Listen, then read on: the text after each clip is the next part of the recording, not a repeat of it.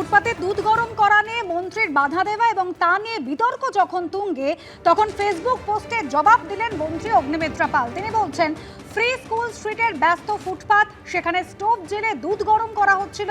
যদি দুর্ঘটনা হয় তাহলে তার দায় কে নেবে? ফুটপাত দিয়ে তো স্কুলের বাচ্চারাও যায়, দুর্ঘটনা হলে কে দেখবে? ফেসবুক পোস্টে আর কি বলেছেন মন্ত্রী অগ্নিমিত্রা পাল, দেখুন। ফ্রি স্কুল স্ট্রিটের মতো একটা বিজি রাস্তা, সমানে যেখানে গাড়ি যাচ্ছে, দুপুর 2টোর সময় রাস্তার পাশেই খুব উঁচু ফুটপাত নয়, রাস্তার সাথে অলমোস্ট একই লেভেলের একটা ফুটপাত, হয়তো 10 ইঞ্চি উঁচু, একটা 6 মাসের বাচ্চা হামাগুড়ি দিচ্ছে। তার আশেপাশে খুব একটা অভিভাবক কেউ ছিল না, বাচ্চা একাই হামাগুড়ি দিচ্ছে, দূরে দূরে তার মা ঠাকুমা। আর যদি অ্যাক্সিডেন্ট হয়, কে দায় নেবে? মাননীয় মুখ্যমন্ত্রী, না আপনারা, না সরকার? আজকে ওই ফুটপাতের মধ্যে কেরোসিন স্টোভে 1 গামলা দুধ জাল দেওয়া হচ্ছে। 1 গামলা দুধ ওই 6 মাসের বাচ্চা খাবে?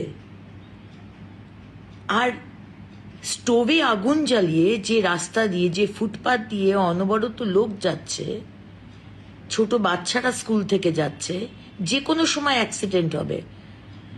আর যদি অ্যাক্সিডেন্ট হয়, কে দায় নেবে?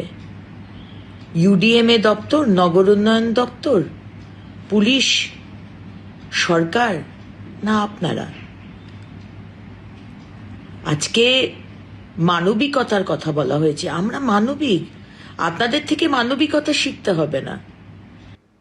বিতর্কের সূত্রপাত কিন্তু গত শনিবার পার্ক স্ট্রিটে ফুটপাত দখলের বিরুদ্ধে অভিযানে নেমেছিলেন পুরমন্ত্রী।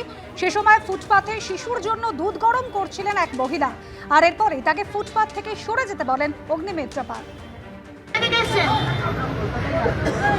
কলকাতায় বাড়িতে নেই কেন? ফুটপাতে রান্না করছেন কেন? রান্না করছেন বাচ্চা কেন? এখানে দুধ গরম করবে? ফুটপাতের মধ্যে বাচ্চা দুধ গরম হবে? কি মজা পেয়েছে নাকি? স্টোভ জ্বালিয়ে এখানে বাচ্চা দুধ গরম হবে?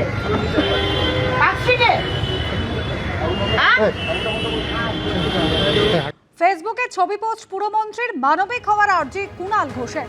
ঘটনাস্থলে গিয়ে মহিলার সঙ্গে কথা বলেন কুণাল ঘোষ। ফুটপাত সাফ থাকুক, কিন্তু মানবিক মুখ সরিয়ে নয়। সোশ্যাল মিডিয়ায় পোস্ট করলেন কালীঘাট তৃণমূল বিধায়ক কুণাল ঘোষ।